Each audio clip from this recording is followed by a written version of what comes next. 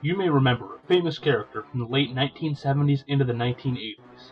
He was a man who could charge into any situation. He stopped bank robberies, evil villains, and of course always saved the damsel in distress. This man was, of course, the famous superhero Buffalo Man.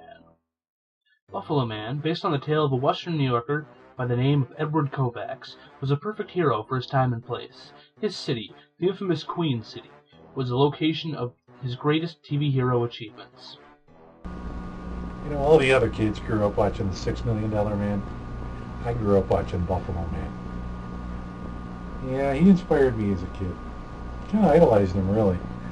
My room was filled with Buffalo Man stuff. I had the bed sheets, I had the lunchbox. I even ate my cabbage thinking it was going to make me strong. How silly is that, huh? I was the one that made Buffalo Man famous, After that incident in the woods, I wanted to go to the press. Eddie, he didn't want anyone to know who he was. He put that silly hat and brown hood on, but I knew who he was all along. Ah yes, Mary Kowalski. She was on a camping excursion in the southern tier of western New York in late summer 1974. During a storm, a tree had fallen on her, nearly taking her life.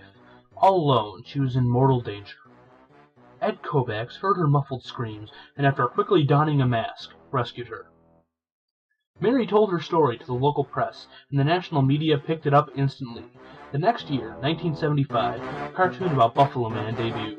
The Buffalo Man show included all kinds of mythology about the herded one. The first and most famous of the lines of mythology is his need for cabbage. Whenever Parker Wayne, his secret identity, ate a head of cabbage, he would be transformed into Buffalo Man. Nobody mentioned it at all, just how silly it was. And kids, they just gobbled up cabbage left and right. It was probably the same for that sailor guy and his spinach back in the day. The show lasted for 10 seasons, an incredible feat for a cartoon. Throughout the years, he faced villains of all shades, from the treacherous Clown Man to a gang of punk rockers, to even famous villains of the past, including Al Capone and Jeffrey Dahmer. I had the privilege of working on the Buffalo Man film.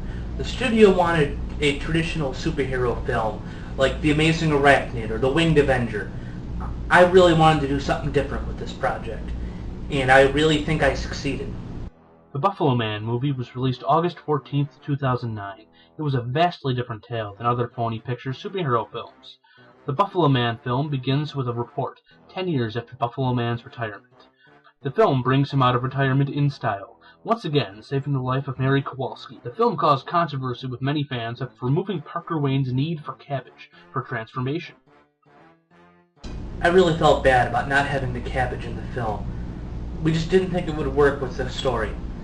However, that's not saying it won't be in the sequel. We just won't put it in just as a fan service. We want to make sure it's critical to the story for us to include it. The movie was a blockbuster success, following in the path created by The Winged Avenger the summer before. The film grossed just shy of $1 billion worldwide. When the idea of a true-life story of Buffalo Man was discussed, Phony Pictures gave BC Films the opportunity to talk to the man himself, Buffalo Man. It was a great ride. 10 years on the show. Wow. It didn't seem that long. Then again, if you love what you do, I was a little disappointed I wasn't called for a role in the movie. Nobody mentioned it at all. Not my agent, not the guys at Phony. It doesn't matter. I'm just glad I was able to inspire kids for 10 years. I heard about the other guy you interviewed, Walter. He sounds like a great guy. Kids like him are the reason why I entered the superhero business. The man behind the mask, the man who started the whole Buffalo Man mythology, Edward Kovaks, passed away 2 weeks before the feature film opened. I want to thank Eddie Kovaks.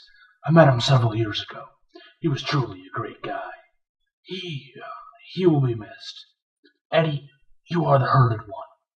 Rest in peace.